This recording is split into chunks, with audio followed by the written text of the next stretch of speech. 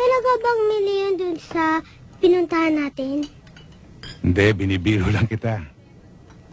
Bakit kayo takbo ng takbo para kayo nag-aabra? Kasi gutom na ako. Kala ko ako lang po ang gutom. Tay, may sasabihin sana ako sa inyo, pero huwag kayong magagalit Ano yun? Tay, kailan ba tayo bibisita kay Aling Miling? Teka, hindi ba may usapan tayo wala ng kulitan? Tay naman! Ang ganda naman yun eh. At saka, pag nakita niyo siya, wala ka nang hahanapin pa. Trixie, nakakalata na ako ha. Sobra yata ang lakas ng miling na ito dahil hanggang ngayon kandidato mo pa siya. Last na to, Tay. Last na si Aling Miling. Hindi na kita kukulitin pa. Wala ka na talagang problema. Totoo yan ha. Pag nakilala ko yung miling na yan, wala nang kulitan ha. Wala nang problema ha. Pero may problema.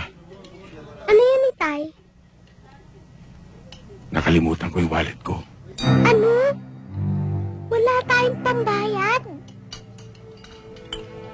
Kinabalit ko pa naman yung crispy pata at saka fried chicken para sa aso natin. Oo nga, hindi. Iiwan ko itong relos ko. Siguro naman may...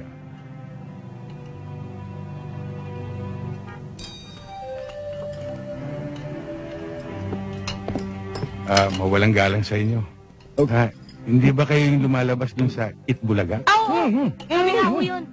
Kasi madalas ko kayong mapanood sa TV. Si Jimmy po. Jimmy? Ako si Ruby. Ruby? Kumusta po? Kasi kasama ko yung anak ko. Gusto ko sana magyabang sa kanya na kakilala ko kayo. Sana mamaya pag kinawayan ko kayo, kawayan niyo rin ako. Oo, yun walang lang pala problema yun. eh. Oo. No problem. Sige po. Salamat. Sige. Waiter. Ay, may pambayad na tayo. Oo. Brad, magkano yung cheat namin? 434. Nakita mo yung mga nakaupo na yon? Sila ang magbabayad eh.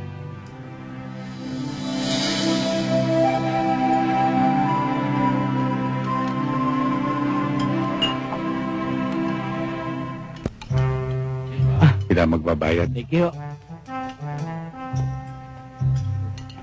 Halika, Trixie, alis na tayo.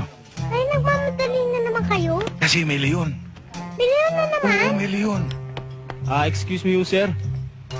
Ito yung cheat ng kasama nyo. Ano kasama? Wala naman kami kasama dito. Dadalawa kami Yung nakaupo ron, Saan? wala naman na.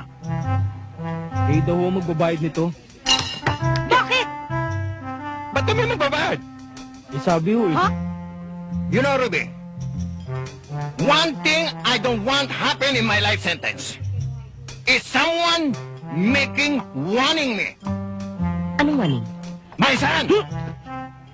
Pero anyway, I will handle with care. Where is your management? Kasi manager, kamukha mo talaga yung boyfriend ni Ruby eh. Nagka-break sila eh. Kaya nakita mo, ang lungkot-lungkot niya eh. Oh. Manager, pwede ba? Pag kumaway kami sa inyo, makikaway ka na rin. Yun lang? Oo. All the time. Thank you, manager. Thank you. Thank you, ha? Well, I talked already to the management. He is responsible for all these damages. Okay? Ayun, oh.